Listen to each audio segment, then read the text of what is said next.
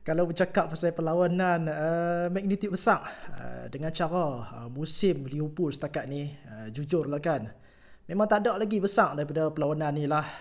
Kalau contohnya Liverpool berhajat mempunyai aspirasi lagi untuk menang Liga atau betul-betul bagi cabaran musim ni, game ni memang actually wajib menang dah untuk Liverpool.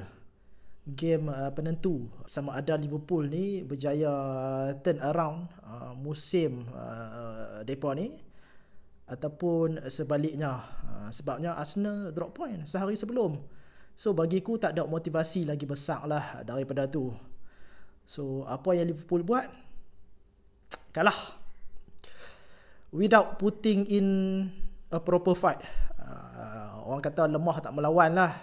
Masalah yang fans Liverpool kerap kali nampak untuk musim ni, nampak muncul kembali lawan Aston Villa dan juga Real Madrid tu hilang sat. Sekarang tiba-tiba muncul kembali lah. Liverpool start the game badly, nampak tak ready untuk hadap this big occasion. Concede penalty, Mamardashvili sempat lagi bail out Konate tetapi masih lagi bolos dulu. Nampak macam biasalah, ruang yang terlalu besar, midfield being sliced through, too one dimensional, jarak yang di antara pemain tu tak begitu optimum, dan bagiku pemain attacking tersangatlah starving nak dapatkan even half chance. That's why aku rasa pentingnya untuk mulakan satu-satu match tu with a strong start. Kalau tak, benda ni memang jadi akan melarat lah.